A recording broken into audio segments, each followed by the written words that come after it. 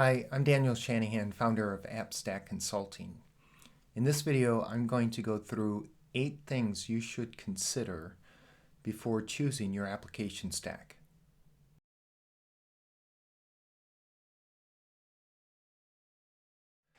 The first thing to consider is to do a data audit.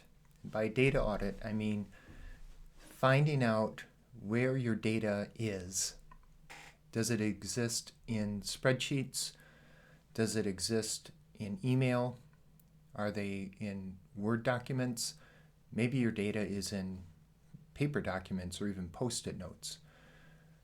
Find out where it is and make a report about where it is. Who has access to it? Is it on a shared drive or is it on somebody's personal computer? The other thing about a data audit is data flows through an organization like inventory. If you think about inventory coming through an organization, you might sell hammers, for example. Well, the hammer comes into the warehouse. It gets moved around the warehouse. It gets finally put into its picking bin, and the picker picks it and then ships it off. And data is the same way. Data enters your company in a certain way. Maybe you buy a list, maybe you have a form on your website, maybe you have people keying in or typing in data. Make a list, make a report about where does your data come into the organization, how does it move around as far as reports, as far as CSV files, who has access to the Excel files, and then how does it move out of the organization. And by out of the organization, this might be company information that you put on your website, or this might be shareholder or stakeholder information. So how does your data come in? How does your data go out? How does your data come in? How does it move around the organization? And how does it go out? The second thing to consider is to do a process audit. And the particular thing about process is every organization needs data, and every organization is data reliant. And often what happens, and sometimes it just happens so slowly that we don't notice it, but often what happens, data and processes are closely linked. And so in a process audit, you want to particularly pay attention to any processes that you do as a result of your current data structure. So you might have a process that involves a lot of manual updating into spreadsheets. And when you move into an application stack, you probably don't need that. You want to automate those things.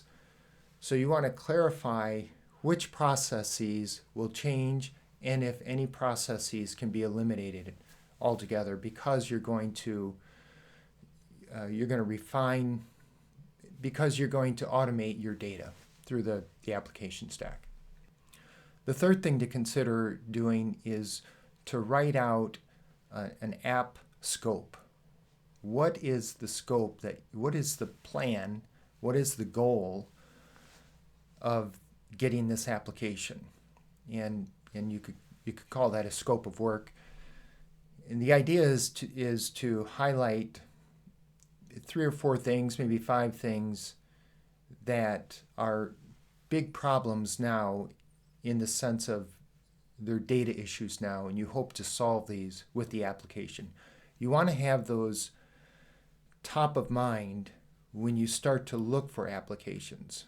Because if you start to look for an application, an inventory management system, a warehouse system, or a CRM, and it looks really, really nice, but it does not address the things on your application scope, you don't want to consider it.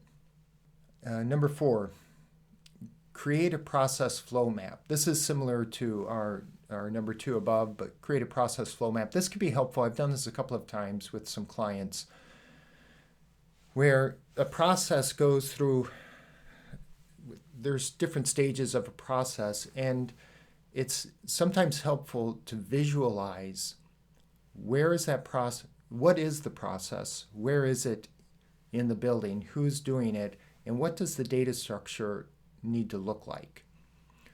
And I've done this on OmniGraffle, but you can use any number of tools that will create a visualization of where is your process, and at that point in the process, what should the data look like, so that you know when you're running through your testing, you know if it's accurate or not. The fifth thing that you want to look for is data access. Is your data, the data that you need for your new application stack, is that in an upload-friendly file? And those are traditionally CSV or Excel files. And even if they're in one of those files, you want to make sure, you want to go through the data and see if it's clean. There's a phrase that database administrators often use called dirty data. And the idea of dirty data is that data is put, if you think about a spreadsheet, data is put in a cell that really belongs in another cell. An example of dirty data might be a phone number. You have a phone number field or a phone number cell or a phone number column if you're using a spreadsheet. Take a column, and in one of the cells in that column in the phone number, you have somebody's phone number, and then you might have a comma and some notes that says call after 3 p.m. Eastern Time.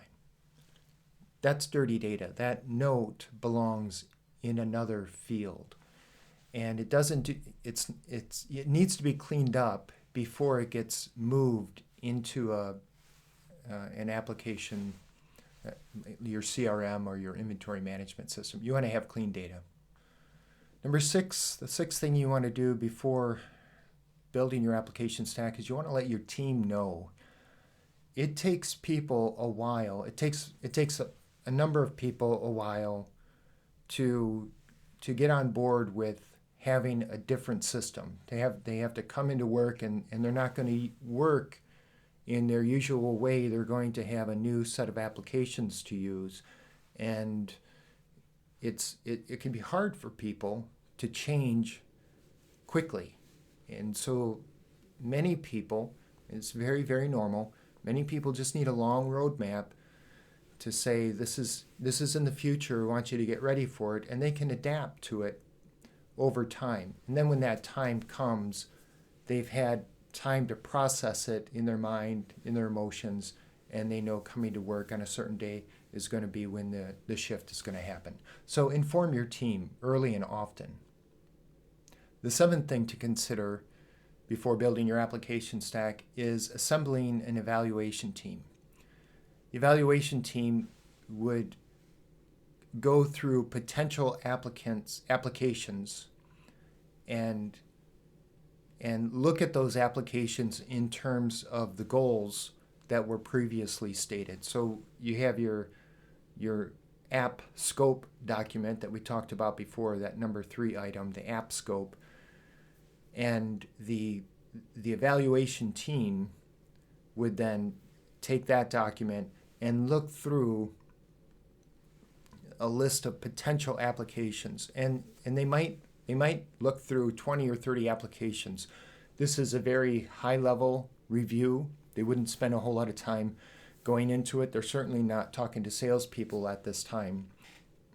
Their purpose is to look through a series of these and match them to the goal and create a short list. It's helpful if people from around the company have representation on that evaluation team. It's not enough just to build an application stack. You need adoption. And if people are not involved in the selection of the application, and if they don't have any voice in what's needed, then you run the risk that there would be resentment, and you want to avoid that if you can. The last thing to consider before you select an application or your application stack is you want to set a training schedule. The training schedule obviously works in conjunction with whatever application you choose. But the idea is that to have a mindset that once we go into a testing period, we want people to test, but at the same time we want to train them in the application. And you want to have an idea about the different work groups that are going to need to be trained. Every application built now has the user in mind, and if you do a deep dive in this, you'll see letters like UI and UX, the user interface and the user experience, and every application is trying to be as intuitive as possible.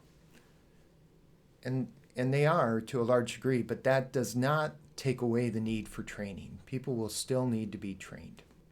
Those are 8 suggestions for preparing to start to search and choose your application stack. If you need help with any of those steps, contact me at AppStack Consulting. I have a long history of working with applications. I've made applications, and I've talked with a lot of companies, a lot of small manufacturers, mid-market manufacturers, family-owned businesses, distributors and manufacturers, and I can help you select the right application stack to help you with your company. And you can find out more information at appstackconsulting.com. Also, make sure to like and subscribe this video if you found it helpful, and you'll be notified for future videos. Thanks.